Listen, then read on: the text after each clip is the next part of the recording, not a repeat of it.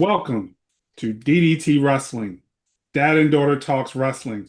It's been an amazing and incredible hiatus. We've been gone for like a month. There's been crazy things in the world of pro wrestling. AEW All In, Evolution, all of this stuff. Saturday Night Main Event, Goldberg's Ungrateful, blah, blah, blah, blah, blah, blah, blah, blah, blah, blah, blah, blah, blah. So we're going to get into it. We have our topics and we can talk about some of the things that are just the going on, just how we feel. This is what we do here. Um, yeah, we always wear our emotions on our sleeves or on our screen. Right now, that guy is probably one of my favorite acts. That guy is doing some great character work, and I laugh every time he's on my screen. But that's not where I'm going. We're gonna start off and just get into our topic. So, Carissa, what do you got? Okay, so my first topic, and this is really hard for me to say. You guys might be shocked that I'm going to utter these words, but I titled this John Cena Sucks. And I know, what? I thought you were John Cena Glazer. I thought he was your favorite. And the reason why I'm saying this is because of the most recent promo that he gave with Cody Rhodes. It's working. It's working on me. John Cena is actually like kind of annoying me. This character thing that they're doing with his whole heel turn and, making the fans hate him and him being like, well, I like Hollywood. I have busyness. I can't come. Are you serious? He cut a promo and was basically saying that he could not sign the contract because he was too busy and it just couldn't be done in good faith because he wasn't in the right mind. He didn't have the energy. What are we talking about right now? Now I know they're committing to the bit and it's working on me. I I really was like thinking about me if I was 8 years old. And I was like, I would be like so upset and livid if John Cena was saying this back in that day. That then escalated and Cody Rhodes ran after beeline for John Cena, beat him up, put him through the table, and then forced his signature on the contract. And then he said that it was actually a street fight, which did surprise me. And that does make me a little worried since it's a gimmick match. It makes me a little worried about how they're actually going to execute the ending. But yeah, now I'm like, John Cena sucks. Like that's not a word that I thought I would ever say. But yeah, like what did you guys think of not just that most recent thing, but just how all of this has been going with John Cena? At the beginning of the heel run, I was in it. And we were talking about like, yeah, like this is something new, like his final tour, and he's saying that we are in an abusive relationship. I was in it. And then it started to get in this like kind of like purgatory state of like him saying the same promos every week, and it's like, okay, you have like 16 more dates. It's like, okay, what are we really talking about? And then last night, I don't know how I feel about what they had John Cena say.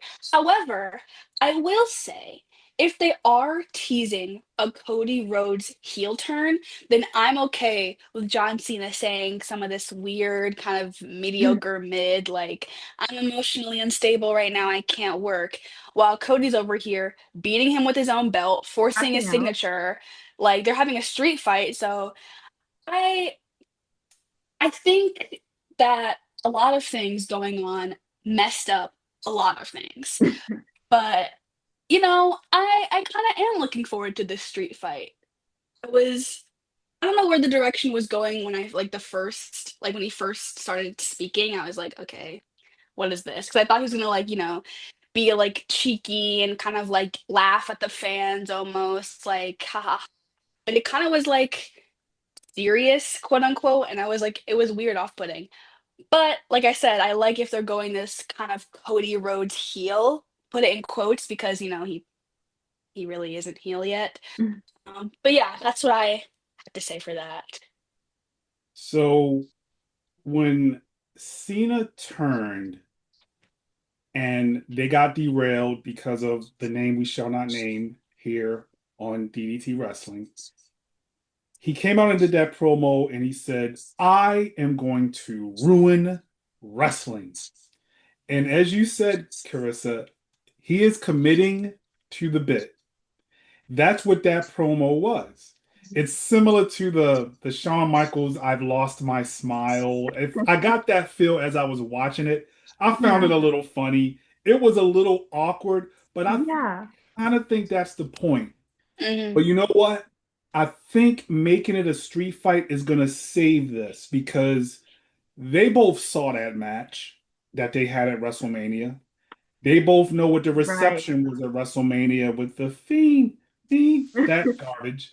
Mhm. Like, they are definitely, they're probably going to be the main event, the last thing you see. Personally, I think it should be the women's triple threat is the last thing you see because I think, I've heard either one of you or Rhea and Io are wrestling soulmates, but that's going to be the main event, John Cena and Cody. And the whole night is based on what the last impression is. And I know they want to improve from WrestleMania. A street fight adds shenanigans. You could get a person interfere, or whatever. But I think the story is not so much Cody's heel turn.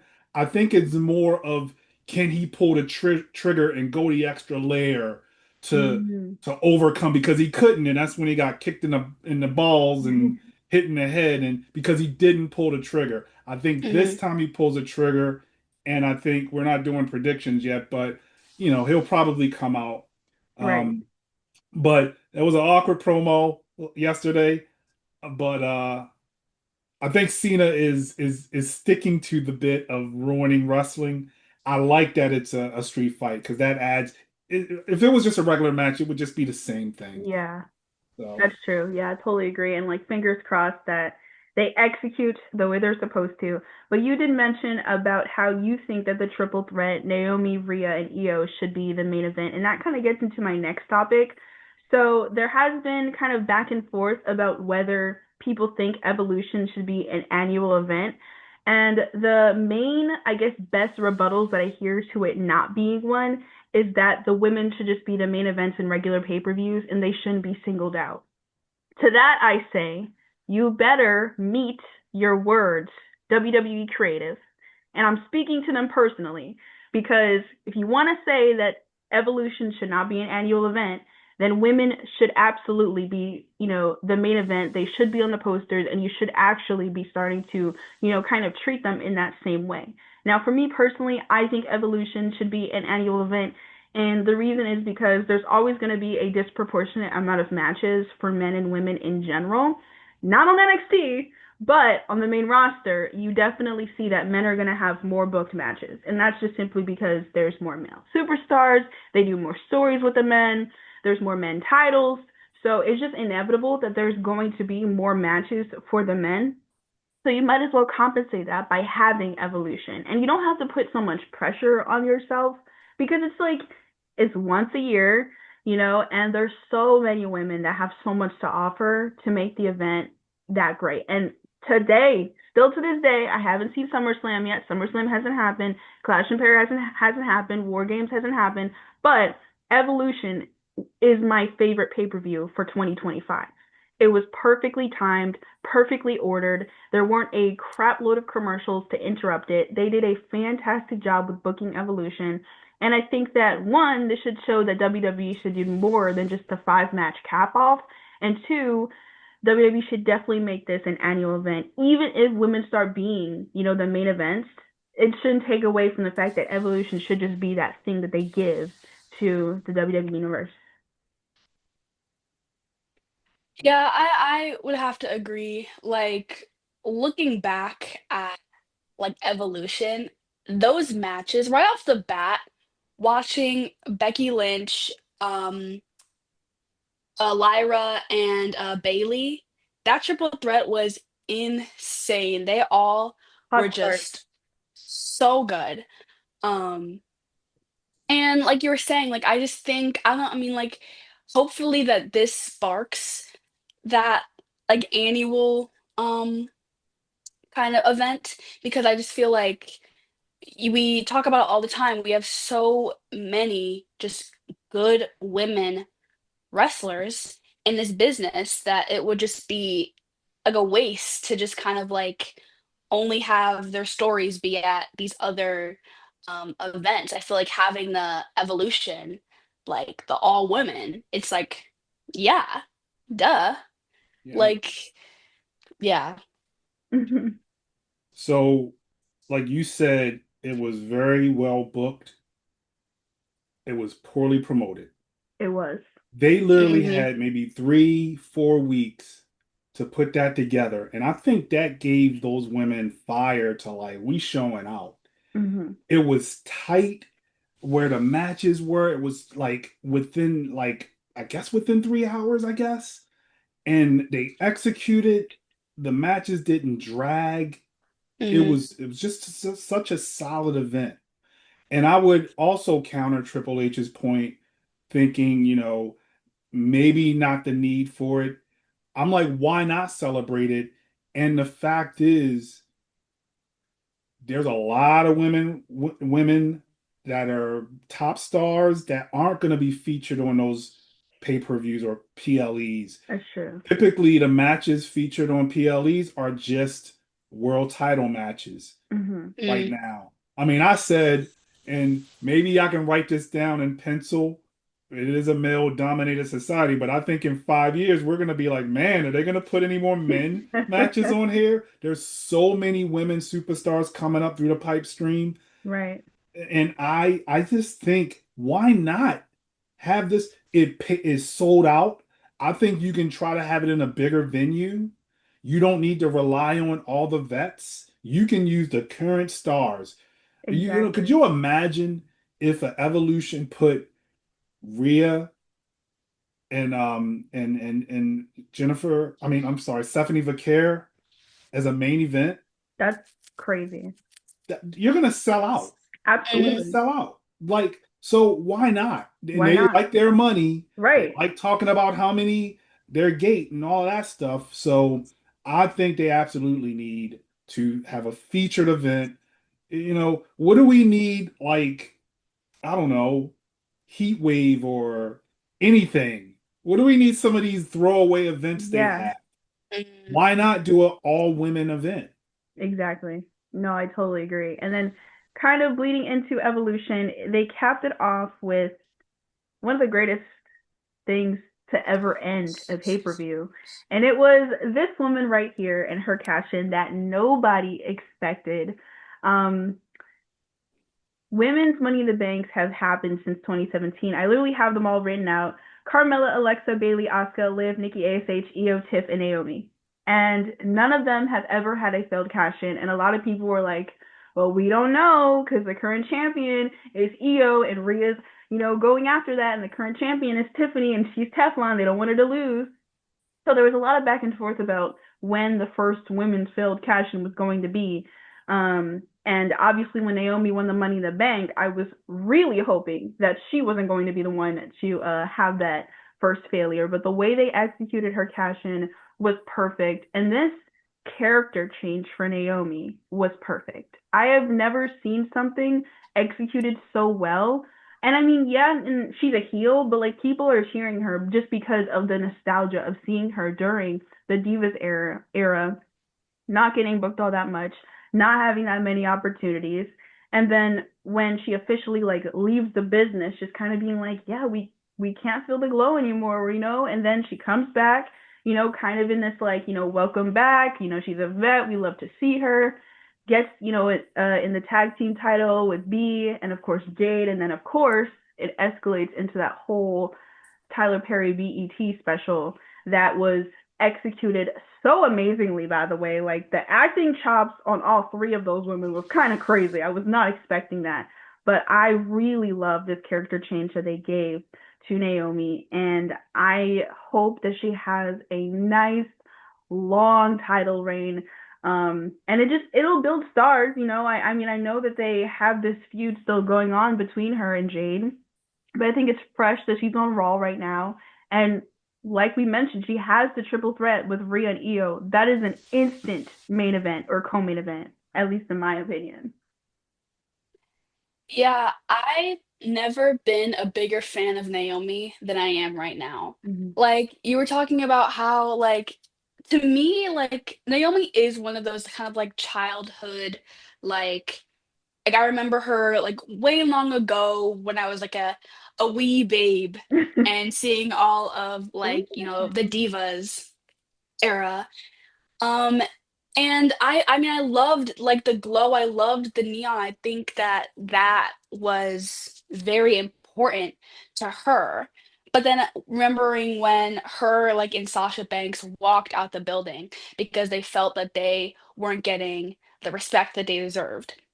And then seeing her come back and skyrocket into this character where she like it almost seemed like she really kind of like found herself in a Mhm. way where Yeah. she just it's so like perfect and natural for her to be this heel, which is just like I said before, like I've never been a bigger fan of her than I am now. I'm always drawn to more heels, and her having this kind of crazy character is so fun. Like I just like when people are like unique in their characters and she brings that out a lot. So yeah, almost on the verge of tears when she cashed in and was successful with her broken nose in the ring in that picture. Yeah. Yeah, I go back to her as a Funkadactyl Mm-hmm. way Call your back. mama. So she has been through all of these crazy eras with women. Mm-hmm. The over sexualization of women in WWE to giving them just 2 minutes to give women a chance to, the four horsewomen coming in and really taking the shine. And she Mm-hmm. was kind of in the back burner. And they had her as kind of a, yeah, just another character. And so it's one of them things. You mentioned she's a heel. It's kind of like the MJF thing. You love to boo him, but you love MJF. Yeah. Like Hmm. he's so good at his character. Without a doubt. He's not gonna be. He's a heel, but he's not gonna be a real heel. And Yeah. that's where she's elevated herself with this character work that she's doing. I'm glad that they're recognizing it. You see the love online when she won of people in other promotions. Like she must be, you just see it. She's just must be like a saint Yes. outside the ring. And you see her doing this work, getting her flowers right now as the champion. It is a beautiful thing. I'm really ecstatic. I hope she hangs on. I believe she's going to hang on to it. I think there's more you can do with this caution Hmm. Yeah. character. So yeah, right call, right move, you know, just her year. This is the year Yeah. of caution.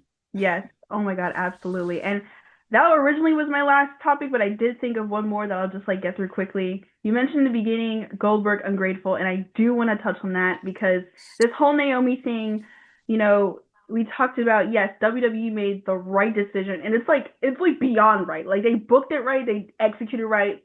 WWE correct, correct, correct.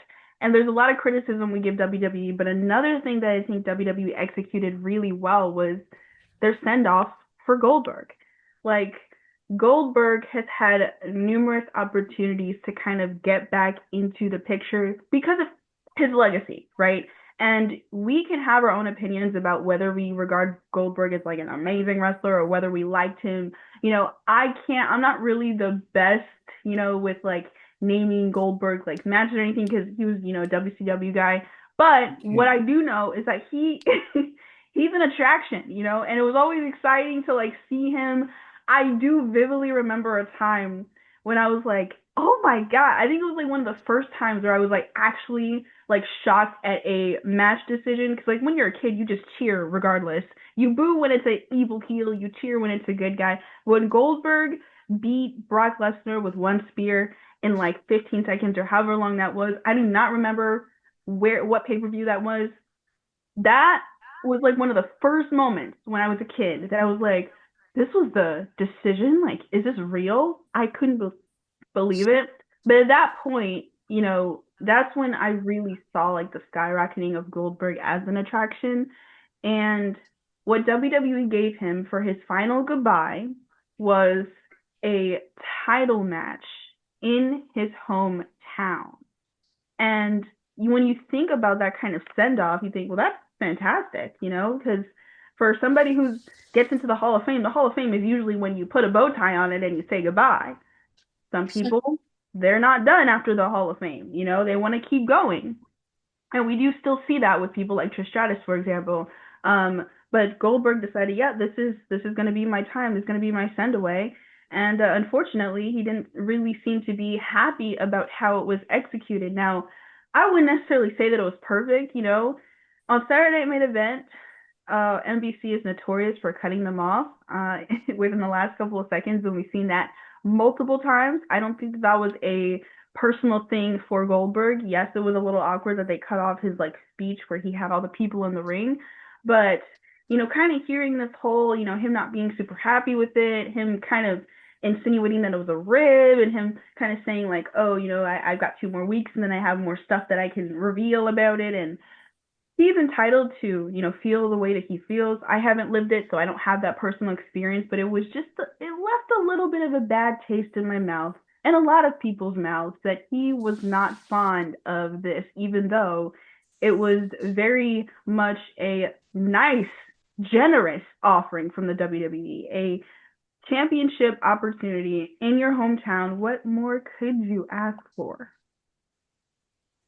Yeah, when hearing that he was ungrateful, or just how the whole drama behind it, it really made me think, because there's so many wrestlers who don't get to have a retirement match because they got hurt. They just aren't worked in, and they just can't. We were talking about it like the other day with Shawn Michaels will never be able to wrestle again. So it's there's some people who just don't get to have this send off match, and he got it in his hometown against Gunther, the world champion, on live television. And I don't know. I can't feel sorry for you that you got cut off on your speech. I can't, because you were spoon fed everything. You literally got the match that of people's dreams. Mm-hmm. So I don't know. That really left a bad taste in my mouth for Goldberg, because I don't really remember seeing him in matches as a kid even. And so I don't know, it kind of was just okay, what's the big hoopla? You got a spear? Okay. So his last match that was longer than 5 minutes was against Bobby Lashley. And I think it was 11 minutes. Yeah. What I don't want to get missed in all of this craziness is Gunther. Yeah. Dude pushed them to 18 minutes to a good match. And one of the throwaway lines that he said in that interview was, he's like, oh yeah, and he's smiling when he says it. I want to apologize to Gunther for laughing when he chopped him. He no sold the chop. Mm-hmm. And I know no selling is one of the things he do, but usually a no sell is kind of, they talk about that. Right. And Gunther's chops is something that is protected. Yes. Regarding And how he just threw it off yeah, it did. I laughed because it didn't hurt as much as I thought it was. It's wrestling. it's not Thank God Gunther can do a chop that looks devastating, right. that may not hurt as much as Yeah. I don't want to get missed that how great he is. He could probably make all three of us look good in a match. Yeah. Mm-hmm. He's that good at telling stories, and he doesn't leave his feet until he does that big drop kick or he does a splat. He doesn't leave his feet. He tells stories. I don't want that to get missed in this, but it's a shame because that man has made multi-millions of dollars. That match you talked about with Brock Lesnar in Saudi Arabia, It was he Saudi. made, I would like to know what the dollar to the seconds were, because he made millions of dollars in that few seconds of work. And they would just bring him in to do the same thing. He beat Kevin Owens Yes. in a couple The minutes. Fiend. That hurt me.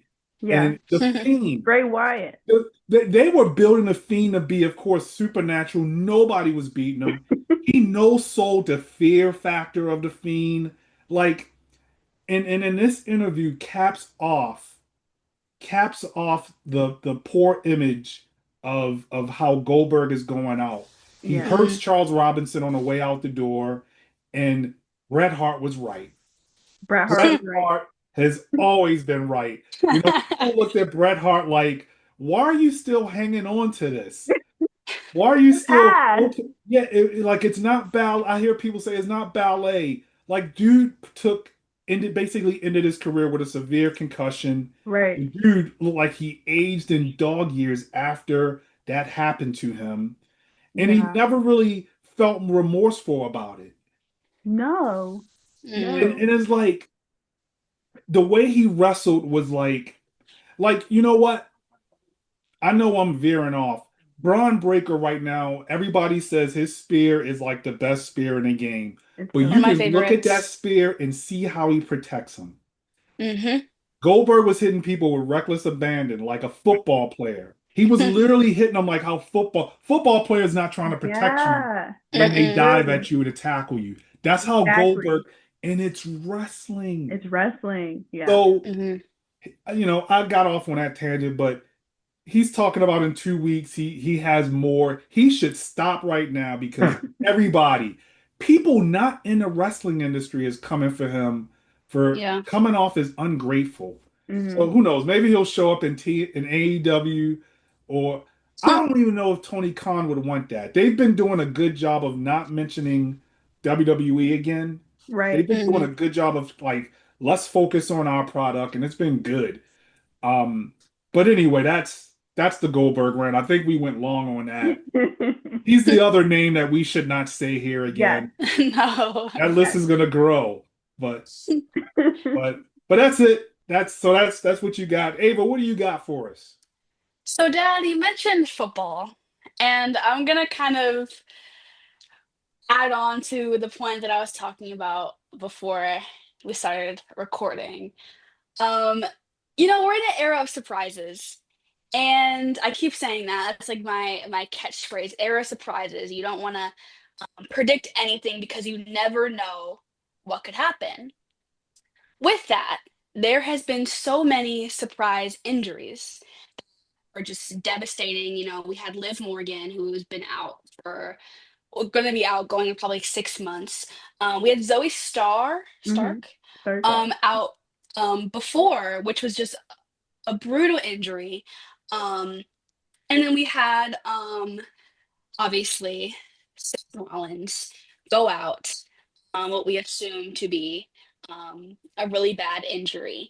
And I mentioned football in here because the title of my topic is Who is the quarterback for the WWE? Now, I mentioned you don't want to predict things because you never know what could happen. Was it about a week ago in Birmingham, Alabama? Something none of us could have predicted happened. And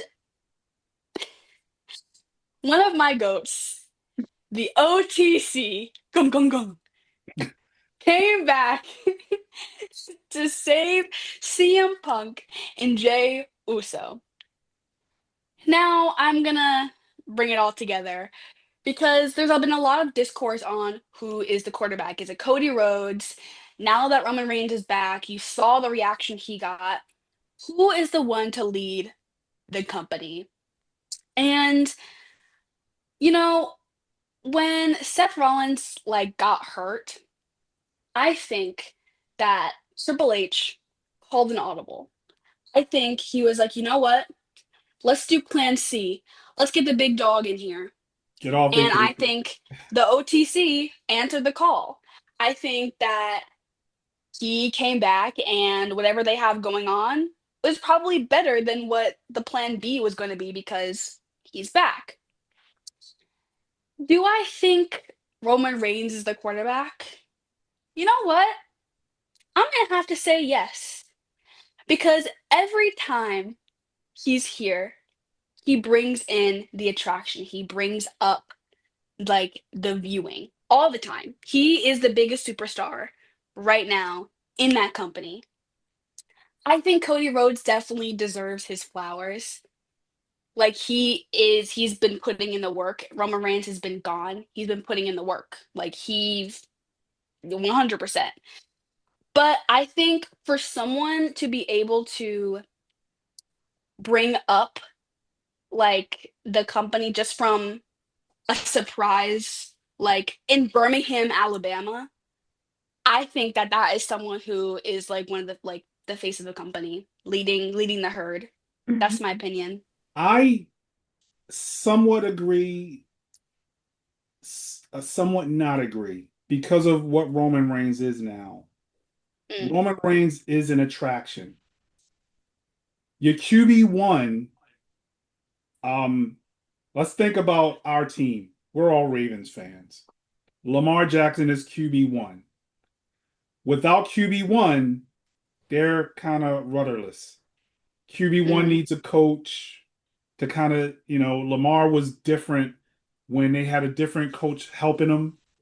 Now he has a better offensive coordinator and he is doing his thing, MVP, all of that stuff. Cody Rhodes is the guy that's there all the time. He's the guy steering, leading the team. But then the attraction, the biggest star on the planet in pro wrestling shows up. Does he become QB1 or is he like the I'm kind of countering myself. Does he step in and say, "All right, QB1, I got this"? So is that to your point? He's not there all the time though. So you need a guy that's leading your team, that's steering in a direction, and it is Cody Rhodes. He is, hmm I'm sure at house shows, he's the guy. House shows people go crazy for him. But Roman Reigns is just mega, mega star. That reaction was just everything. Yeah. Is definitely top three biggest reactions I think they've had on their TV all year so far. There's probably some other ones I can think of, but um, I think Alexa Bliss at the Royal Rumble could have been close. But the Mm, roof literally blew off on Monday Night Raw, came back down, and then blew off again. So to your point about QB1, Cody is QB1 because he is there. But when, I was gonna say the big dog comes in, but when OTC, you know what? He could be what? You notice his shirt said OTC1, and then you have QB1. That's where Okay. they may do this dance again. They Maybe will. WrestleMania. hmm Who I could is smell it. you may be predicting WrestleMania 42, Yeah. but I lose track. But I think Cody is QB1 because he is there. He's on each show. He's the guy going to every promotion. Roman has taken the Brock Lesnar role, maybe Mm, a little more than Brock, Yeah. but I mean, we haven't seen Roman since WrestleMania. What was that, April? yeah. Right. He's an attraction, but he is the attraction. Yeah. Yeah, that's so true. And also, I do also want to give him credit because I think he meets his height. I on WWE 2K, he's like rated like I think 100 or something crazy like that, right? He comes in and make the saves. He does the super punch, whatever, whatever. He lifts up Bronson Reed and does the Samoan drop on him, and he gives an awesome spear to Bronson Reed, who took it really well, and then he did the Superman punch on Braun Breaker, who also took it really well. So I'm like, sometimes I remember when it was like the OTC versus like this whole new bloodline, and he would literally just beat them all up, and we're like, really? Like this easy? Like, are we serious? I think this comeback really, really, how they, I guess, choreographed it made it be like, okay, yeah, he's OP on WWE 2K, but it makes sense why he's ranked 100. Like he meets his hype. Because I know a lot of people are kind of back and forth about whether he's overhyped because of the fact that he's not there all the time. But I think the way that he comes out, he has the aura, he runs out, he makes the save, and he pulls out these kind of crazy moves, here and there to show you this is why I'm regarded as the one on top. This is why I'm ranked so highly on 2K. And if you fight with me, even if you're not good at 2K, you're going to win because I'm ranked higher than everybody else. So yeah, I'm like, this was a very great return. And I think it was kind of like the same amount of time that it took for when he returned from last time when he lost to Cody Rhodes at last WrestleMania. Um, but you guys both made a great point. They're absolutely gonna do this dance again, especially because of the attraction that, you know, happened for both of those WrestleManias. But one of the things that I hope they don't do is try to replicate, don't try to replicate what you did before. This is fresh. This whole fresh of like who is truly the top, who is truly the head honcho, who is the one who deserves to be the figurehead on the posters. When you think of WWE, who do you put as your front runner? And I think that that is a great, I guess kind of like contingent for that match in concert with the belt, of course. But I think that that would be a great, great WrestleMania because, like, again, Cody versus Roman again, but the way that this feels kind of have a fresh coat of paint on it. It really Right. does. Right. Okay. So my topics. I have been on record mistakenly criticizing this woman, where my criticism should have been going more to the booking of this woman. And I'm switching up because, I think sometimes the person's real life persona and like who they are and their character on TV, sometimes they merge into to each other. But I want to talk about the renaissance of Charlotte Flair and where they are with this current gimmick. So they've always booked Charlotte Flair to be on top. And I think it really came to a head with this whole Tiffany Stratton thing and the the promos that just went off the cuff and um where she people blame Charlotte for stepping out and not staying in the line of the promo where she said some things that just it was just an awkward chaotic mess. But I'm looking at this and they have a real opportunity like to show for I think about CM Punk. CM Punk and Phil Brooks are not far off as people. When you hear who he is, when you see who he was in other promotions, when he talks about the sport of wrestling, but I think sometimes that's to a fault because some people don't know how to take him.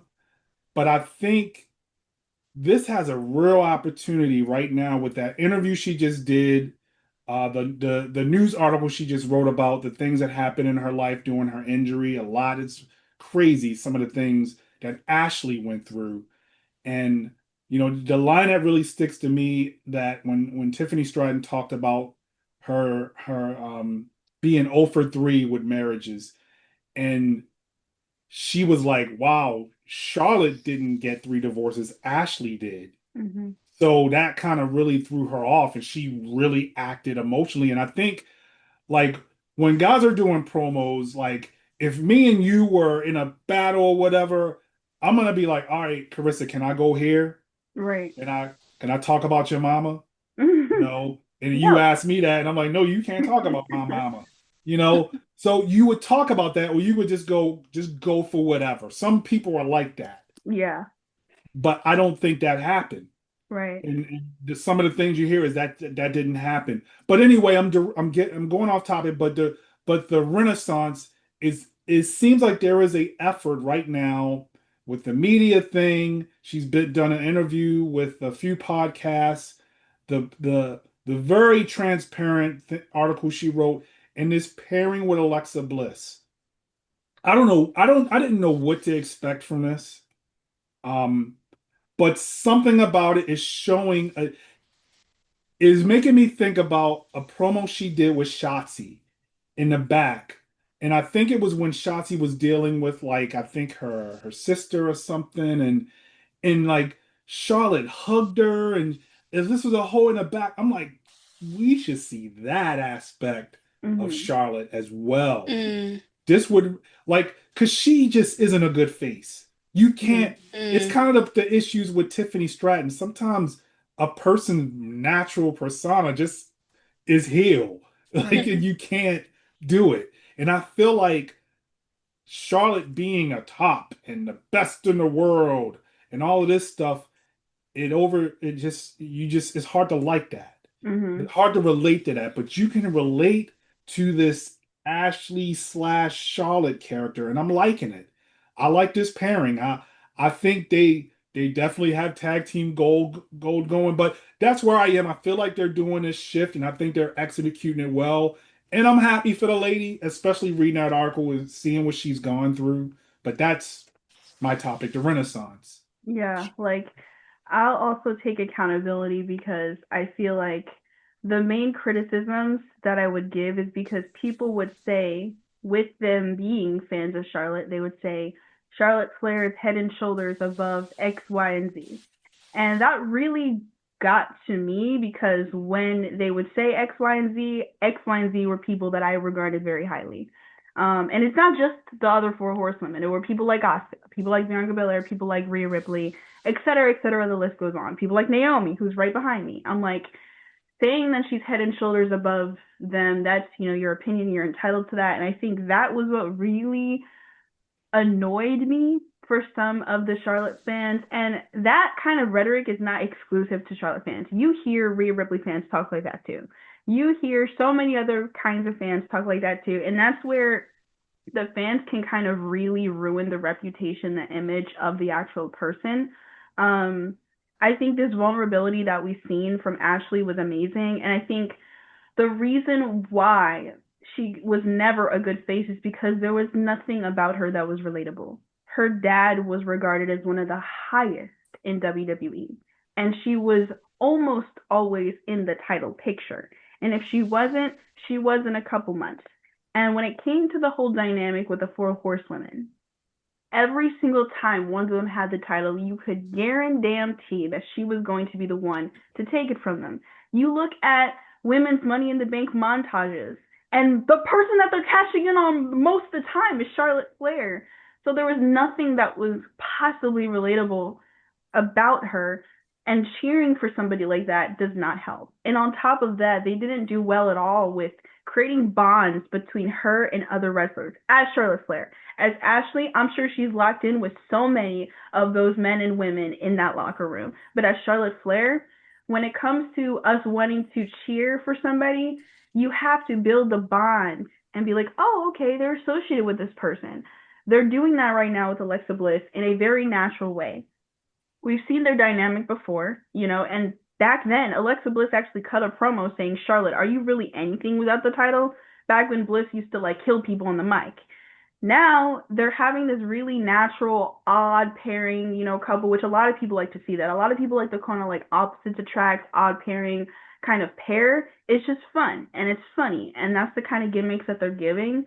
And I hope that they really see this as an opportunity to be like, this is how, not just how we have to build Charlotte to a face, but how you have to kind of build anyone to a face.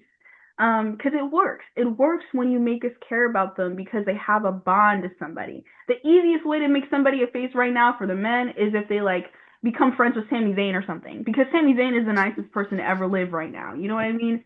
The easiest way to become a heel is if you beat up Sami Zayn or push down Rey Mysterio, something like that, right? People that have had an establishment as the face, the underdog. Charlotte Flair doesn't really have an underdog persona to her. And I don't want them to completely lose sight of who she is. So I appreciated the promo that they gave where she was like, yeah, so I got us a match at SummerSlam. That's fine. I'm fine with her just, cutting in line because she's Charlotte Flair. It makes sense. And who wouldn't? If your dad was Ric Flair, you better get, the benefits of that. Hello. That makes logical sense, right? And then also who she is, the athletic prowess and all of the things that she's committed. It's yeah, she doesn't book herself. And at the end of the day, she got the job done. And that's why they booked her the way they did, right? It wasn't just because of the nepotism. So I appreciated that they're still, kind of keeping this she's still Charlotte Flair, but we're going to bleed a little bit of Ashley in there, create this bond with Alexa Bliss, and really show that, Charlotte Flair is somebody worth cheering for. And I'm excited to see what the future has in store for this kind of new wave of Charlotte Flair.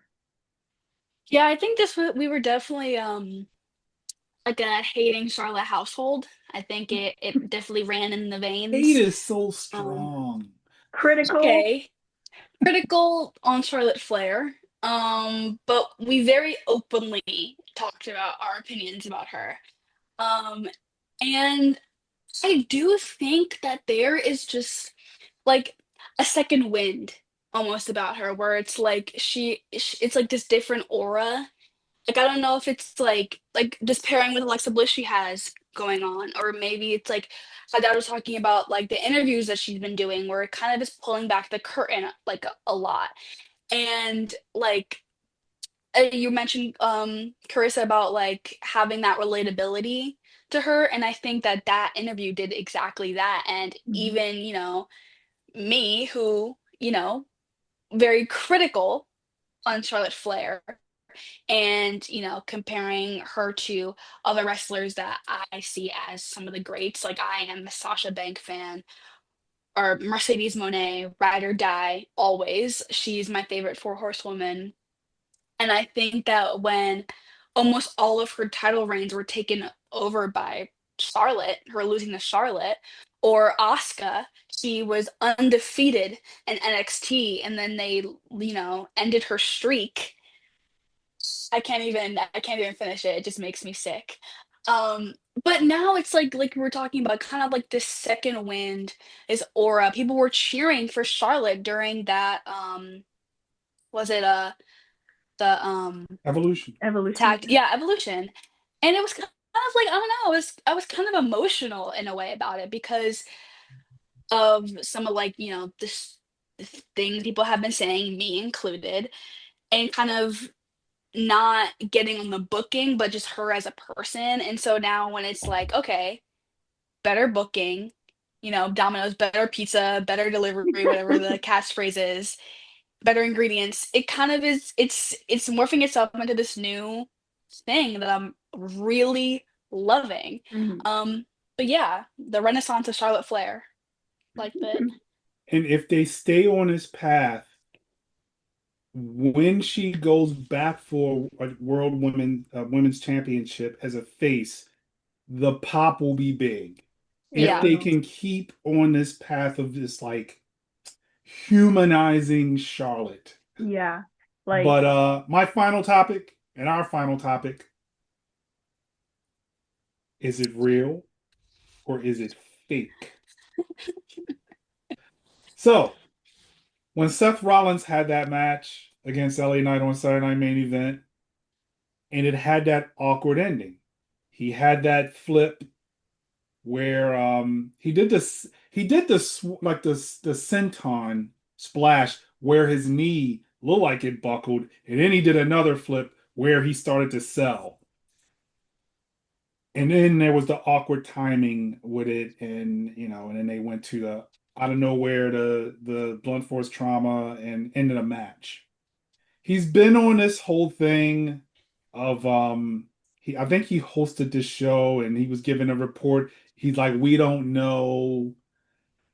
So people regard the heist of the century as the greatest money in a bank cash in. He is the current money in a bank cash in holder. And I think the mentality is, how can he possibly one up that?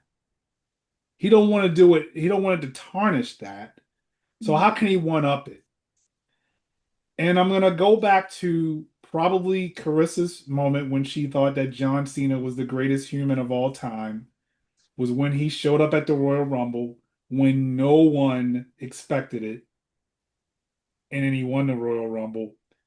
Um, the difference is now that there's media everywhere and everybody is on a story. No one knew Cena was coming back for that Royal Rumble. There's people that think that this injury is a work. I don't know where to stand on this. So I'm wondering if, at SummerSlam, does he come in and cash in on CM Punk because he doesn't want Punk to have the title? Or do they do a Naomi thing? No one expected Naomi to cash in on Io or Rhea. Does he cash in on Cena and Cody? He still owes Cody. Cody beat him every time they fought. Every single time. So he still owes him. If this is a work, this injury, I kind of feel like it is. I don't know if it's as severe as that as it played out in that match, but I think the thought is how can he possibly do better than the heist of the century?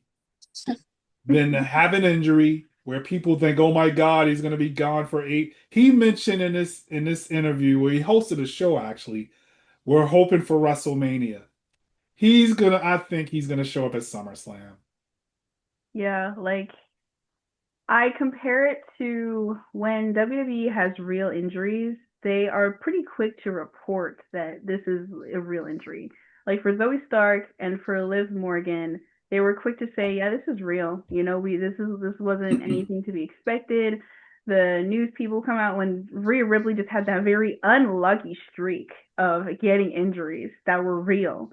You know, WWE doesn't like to waste time. They like people to know, yeah, this is their injury and this is the expectation. They kind of been keeping this, a little bit like close knit, like weird Yes. limbo area with Yes. Seth, and that's why it makes me, feel that this is probably a work. And then also to what you said about the whole we're hoping for WrestleMania. Paul Heyman insinuated like the Raw after the SNME, he was like, just so you know, Seth Rollins has until next June. He has plenty of time, which is like, all right, pack it up. Now, I guess this is just my personal, sensitive, overlooking opinion. I'm a little superstitious about this stuff, and I am not super comfortable them faking an injury. I don't know. I Right. think it's just a little weird to do. I understand that, I guess to kind of outdo what has been done, you kind of want to do the biggest, like most shocking thing. Nobody's expecting anything to happen because he's injured, and you just want to play everyone. You want to even play the people that, are reporters on this kind of stuff and get like the insights. I think they even want to go beyond and just make sure that nobody knows. If this is a work, I just think, especially with somebody like Seth Rollins who just has a terrible history of it getting real injuries. I'm like, I don't. It's just a little weird and uncomfortable. Like the superstition in me is just like, I don't know why they would, fake an injury just for the bit. But if this is a bit, especially if he decides to cash in on the Cody Cena match, it's a gimmick match. There's no disqualifications. They made it a street fight. That adds a lot of fuel to that fire. And the way that we sway, we think he hates CM Punk. He literally said that he's going to do everything in his power to make sure that CM Punk doesn't become the champion. That's easy. That's right on the nose. It's right there. So maybe he decides that, he outdoes his heist of the century, one, because people think he's injured and he can't do anything until, hopefully next WrestleMania or just another future pay-per-view. But then on top of that, too, his mortal enemy is the person that he doesn't cash in on. That is how you outdo the heist of the century, in my opinion. The heist of the century is still going to be regarded as what it is, but if their goal is to make it shocking for everyone, because right now, what's the fresh, most shocking thing right now is going to be Naomi and her cash in because nobody was expecting Right. it. So if their goal is to kind of, go back to what the Money in the Bank was supposed to be, for the element of surprise, for when you least expect it. If they're trying to go back to that, especially with this rhetoric that they've been, having for Seth's injury. Because I think about the other time that he got injured too, and they didn't do this weird thing. They were like upfront, he's injured. He was fighting injured, and he had to take time. He had to relinquish the title. It was a big thing. It was real. They don't play about this kind of stuff, and I think that if this was a real injury and they wouldn't be having him hold the Money in the Bank. I think that they would be trying to figure out what kind of booking they could do with that Money in the Bank that would make logical sense. But right now they're kind of, and an injury like that is not something that, oh, let's just have our fingers crossed.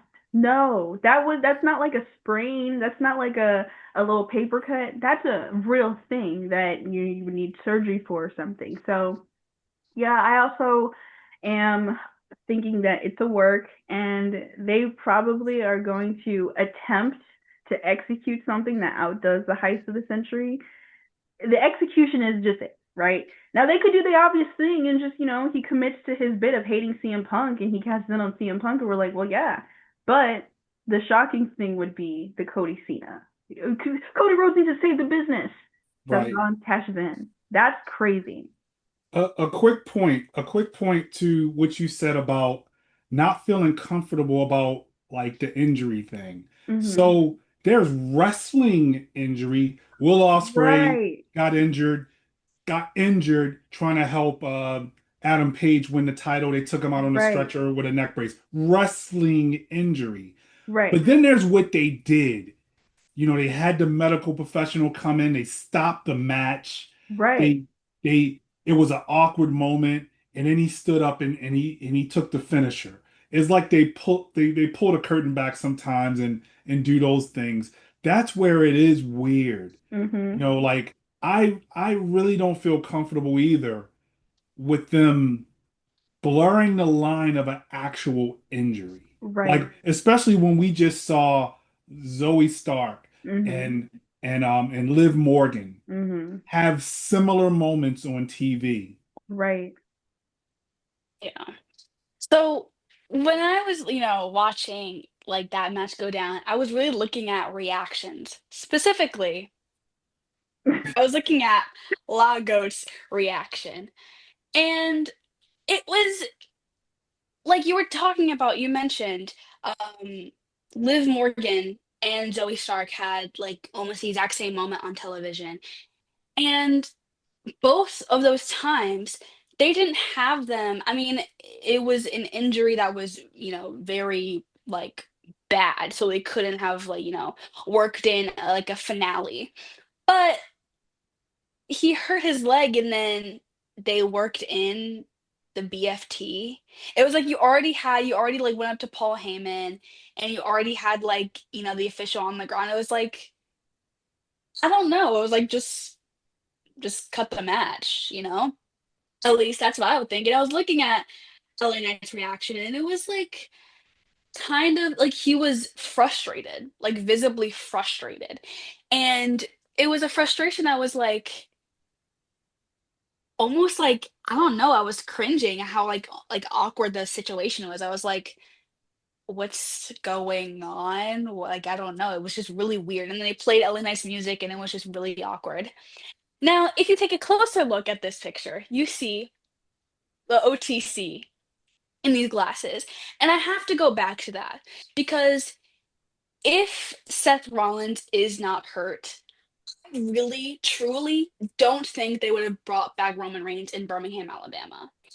That was what I was going to talk about earlier. I won't really get into that like super, but I truly think that Triple H had to call an audible and was like, you know what, big dog, can you come in? Like, can you come in a little earlier? Because SummerSlam is literally like what, 2 weeks away. They could have been like, let's just work something out now. And so I feel like I don't know. It's like if he isn't hurt, I don't I don't think they would have this Roman Reigns Jey Uso thing happening right now. I don't think so. Um, like I said, I think that the Birmingham, Alabama OTC gung gung gung was an audible. Um, because they had like this whole storyline with, like Seth Rollins and the Money in the Bank and everything happening. So yeah, I don't know. And if it ends up being a work, I wouldn't be super shocked. I would be like, that was really good. Like I think that it would be like a good moment because I'm like, oh my gosh, Mm-hmm. they really did that. But if it isn't a work, then I mean, I'm also just gonna be like, okay, like I don't know. I don't know what I think. I'm more leaning towards the injury because I think Roman Reigns coming was like I keep saying audible and like the reactions and everything were just too awkward. So yeah, that's what I have to say. I'm more 75-25 almost on it. Yeah. What I will say is it kind of supports your point a little bit. When Roman Reigns returned after losing to Cody Rhodes, He returned last year at SummerSlam 2024. And that was kind of when they were starting to have talks of SummerSlam becoming this big thing.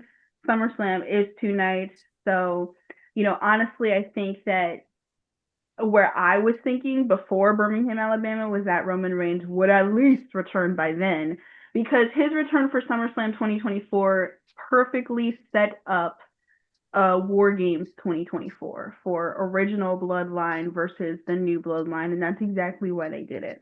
And I kind of thought that was what they were going to do again. I just didn't know who was going to be against who. It was probably going to be like Seth and some other people against Roman and, just someone, right? Even though Roman Reigns doesn't have any friends. But yeah, last year he did return on SummerSlam 2024. Now, WWE doesn't like to repeat themselves that soon close together.